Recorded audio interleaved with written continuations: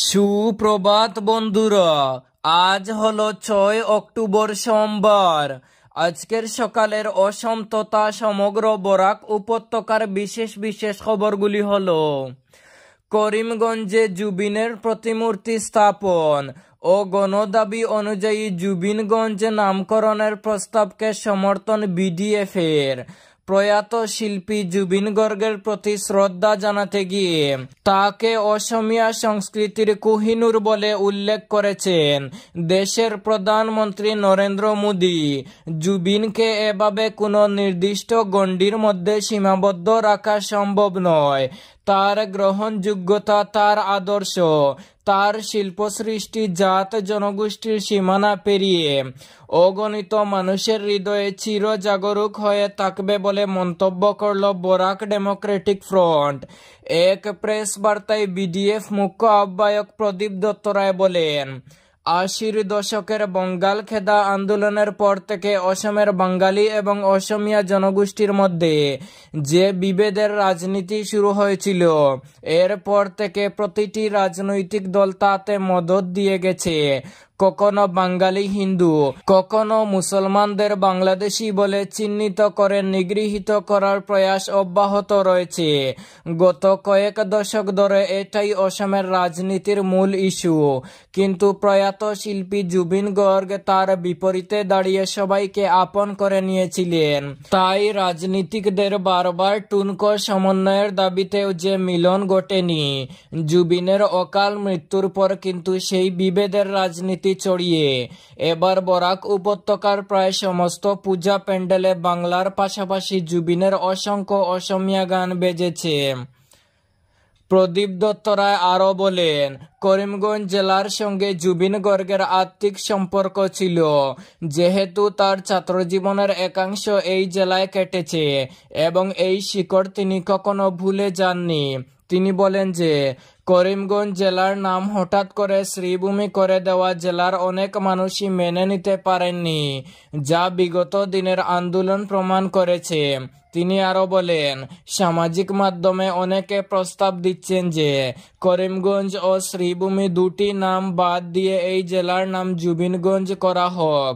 তিনি বলেন, এই প্রস্তাব সমর্থনযোগ্য বলে তারা মনে করেন। তিনি বরাকের জনসাধারণকে এটি ভেবে দেখার ও সবাই রাজি হলে এটি বাস্তবায়নের জন্য সরকারের কাছে দাবি জানানোর অনুরোধ জানিয়েছেন। পরবর্তী খবরে যাওয়ার আগে অবশ্যই ভিডিওতে একটি লাইক করুন এবং চ্যানেলটি সাবস্ক্রাইব করে পাশের বেল আইকনটি বাজিয়ে রাখুন। আর ফেসবুক পেজটি ফলো করে ভিডিওটি অবশ্যই শেয়ার করুন, যাতে সঠিক তথ্যগুলো সবার কাছে পৌঁছাতে পারে। প্রথম ভারত বিরোধী নেতা, ইন্দিরার প্রসঙ্গ টেনে রাহুলকে তুপ রিজিজুর। কলম্বো সফরে থাকা রাহুল গান্ধীর মন্তব্যের বিরোধিতায় সরব হলেন কেন্দ্রীয় মন্ত্রী কিরেন রিজিজু। তার অভিযোগ, রাহুল গান্ধী হলেন দেশের প্রথম বিরোধী দল নেতা যিনি বিদেশের মাটিতে দাঁড়িয়ে ভারতের ব্যবস্থাপনা গণতন্ত্রের বিরোধিতা করলেন। এ প্রসঙ্গে প্রাক্তন প্রধানমন্ত্রী ইন্দিরা গান্ধীর মন্তব্য তুলে ধরতে দেখা গেল রিজিজুকে। তার অভিযোগ, ভারত সম্পর্কিত তথ্যকে বিকৃতভাবে পেশ করা হয়েছে রাহুলের ভাষণে, যা দেশের ভাবমূর্তিতে আঘাত এনেছে। রবিবার সংবাদ সংস্থা এনআইকে দেওয়া সাক্ষাৎকারে রিজিজু বলেন, কলম্বিয়ায় রাহুলের ভাষণ আমি শুনেছি। এখানে উনি দাবি করেছেন ভারত কখনো বিশ্বগুরু হতে পারবে না। এ মন্তব্য সম্পূর্ণ মিথ্যা। প্রধানমন্ত্রী নরেন্দ্র মোদীর নেতৃত্বে ভারত বহু ক্ষেত্রে নিজেকে বিশ্বগুরু হিসেবে তুলে ধরেছে। সেখানে আমাদের বিরোধী দলনেতা যদি বিদেশ গিয়ে এমন মন্তব্য করেন, তাহলে ভারতের ভাবমূর্তি নষ্ট হয়। বিদেশিরা ভাবতে শুরু করবে ভারতের সবাই রাহুলের মতো। এতে দেশের সুনাম নষ্ট হয়, শত্রুদের মনোবল বাড়ায়। বিরোধী দলনেতা হিসেবে বিদেশে দেশের সুনাম রক্ষা করা রাহুলের দায়িত্ব। কৃষক মোর্চার অসম প্রদেশ সহসভাপতি পদে মনোজ কান্তি। ভারতীয় জনতা পার্টির অসম প্রদেশ কৃষক মোর্চার সহসভাপতি পদে মনোনীত হলেন শিলচরের বাসিন্দা মনোজ কান্তি দাস। রাজ্য বিজেপির সভাপতি দিলীপ শইকের অনুমোদন সাপেক্ষে কৃষক মোর্চার প্রদেশ সভাপতি পঙ্কজ বরবরা গতকাল তাকে এই পদে নিযুক্তি প্রদান করেছেন। তার এই নিযুক্তিতে বরাক উপত্যকার বিভিন্ন মহল থেকে সন্তোষ প্রকাশ করে তাকে আন্তরিক অভিনন্দন ও শুভেচ্ছা জানানো হয়েছে।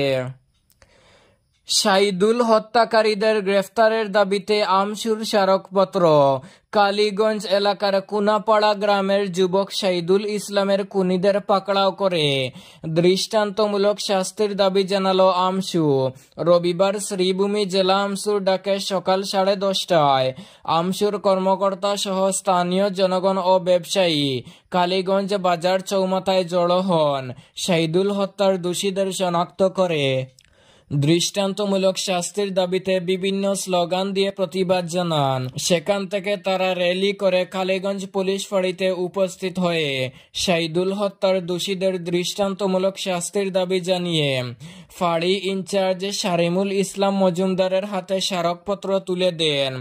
ফাঁড়ি ইনচার্জ তাদের আশ্বাস দিয়ে বলেন, হাইলাকান্দি পুলিশের সঙ্গে মিলে ঘটনা তদন্ত অব্যাহত রয়েছে। অতি সত্বর দোষীদের শনাক্ত করে গ্রেফতার করা হবে। এই দিনের কার্যসূচিতে সংগঠনের পক্ষ থেকে উপস্থিত ছিলেন আমসুর কেন্দ্রীয় কমিটির সাংগঠনিক সম্পাদক কাজী সাদিক আক্তার, জেলা আমসুর সাধারণ সম্পাদক সালমান আহমেদ ও আফজল হোসেন তাপাদার, সহসভাপতি মাহমুদ হোসেন তাপাদার, উপদেষ্টা আবু সুফিয়ান সহ আঞ্চলিকের সদস্যরা। স্বাধীনতার দীর্ঘ বছর পর বিশুদ্ধ পানীয় জল থেকে বঞ্চিত হিলাড়া কলোনি। স্বাধীনতার প্রায় 8 দশক পর বিশুদ্ধ পানীয় জলের আশায় পথে চেয়ে আছে কাটিগড়ার হিলাড়া কলোনির শতাধিক পরিবার। পাহাড়ি অঞ্চলে অবস্থিত এই গ্রামের মানুষদের কাছে বিশুদ্ধ পানীয় জল এখনো এক অধরা স্বপ্ন। প্রতিদিন 2 থেকে 3 কিলোমিটার পথ হেঁটে গ্রামের মহিলারা দূর দূরান্ত থেকে জল সংগ্রহ করে আনেন। জীবনযাপনের এই চরম দুর্ভোগের মাঝেও রাজনৈতিক আশ্বাস ছিল তাদের একমাত্র ভরসা। গ্রামের মানুষদের আশা জেগেছিল যখন জল জীবন মিশন প্রকল্পের আওতায় এই এলাকায় পানীয় জল সরবরাহ প্রকল্প অনুমোদিত হয়। জানা যায় এই প্রকল্পের জন্য প্রায় 1,23,00,000 টাকা বরাদ্দ করা হয়েছিল, কিন্তু সেই স্বপ্ন ভেঙে আজ চুরমার হয়ে গেছে। প্রকল্পের কাজ শুরু হওয়ার প্রায় 3 বছর পেরিয়ে গেলেও আজ অবধি গ্রামবাসীর মুখে পড়েনি 1 ফোঁটা বিশুদ্ধ জল। গ্রামবাসীদের অভিযোগ, বরাদ্দপ্রাপ্ত ঠিকাদার অত্যন্ত নিম্নমানের কাজ করেছেন। জলের ট্যাঙ্ক নির্মাণ করা হলেও পাইপলাইন এখন পর্যন্ত বসানো হয়নি। এমনকি বিদ্যুৎ সংযোগের ক্ষেত্রেও নিম্নমানের কাজের কারণে স্থানীয় বিদ্যুৎ বিভাগ তা প্রত্যাখ্যান করেছে। পরপর 11 শিশুর মৃত্যু। বিষাক্ত কাশির সিরাপ কোল্ড ড্রিপ যুগীরাজ্যেও নিষিদ্ধ। কাশির সিরাপ কোল্ড ড্রিপ ব্যবহারের ফলে মধ্যপ্রদেশে 11টি শিশুর মৃত্যুতে নড়েচড়ে বসল গোটা দেশ। তামিলনাড়ু, রাজস্থান, মধ্যপ্রদেশ, কেরল, উত্তরাখণ্ডের পর এবার সন্দেহভাজন ওই ওষুধ বিক্রির উপর নিষেধাজ্ঞা জারি করল উত্তরপ্রদেশ সরকার। যোগী সরকারের তরফে নির্দেশ দেওয়া হয়েছে ওষুধটির নমুনা সংগ্রহ করে ল্যাবে পাঠানোর। যতদিন না ওষুধের রিপোর্ট সামনে আসছে ততদিন পর্যন্ত রাজ্যে ওই ওষুধ বিক্রি করা যাবে না। সূত্রের খবর, তামিলনাড়ু ড্রাগ কন্ট্রোল বিভাগের একটি পরীক্ষায় ধরা পড়েছে এই কাশির সিরাপে রয়েছে 48.6% টাইথিলিন গ্লাইকল ও ইথিলিন গ্লাইকল নামের বিশেষ রাসায়নিক, যা শরীরের জন্য অত্যন্ত ক্ষতিকর। এই তথ্য সামনে আসতেই নড়েচড়ে বসেছে দেশের বেশিরভাগ রাজ্য। রবিবারই এই ইস্যুতে এক নির্দেশিকা জারি করা হয় উত্তরপ্রদেশ সরকারের তরফে, যেখানে বলা হয়েছে সমস্ত ওষুধ ব্যবসায়ী, সরকারি ও বেসরকারি হাসপাতালকে এই ওষুধ বিতরণ ও ব্যবহার বন্ধ করতে হবে। 5 গ্রাম ডলিডহর গ্রান্টে বাড়ির উঠোনে বিদ্যুৎপৃষ্ট হয়ে প্রাণ হারালো কিশোর। হৃদয় বিদারক ঘটনা ঘটল 5 গ্রাম জানকিবাজার এলাকার ডলিডহর গ্রান্টে। বাড়ির উঠোনে বিদ্যুৎস্পৃষ্ট হয়ে প্রাণ হারালো এক কিশোর।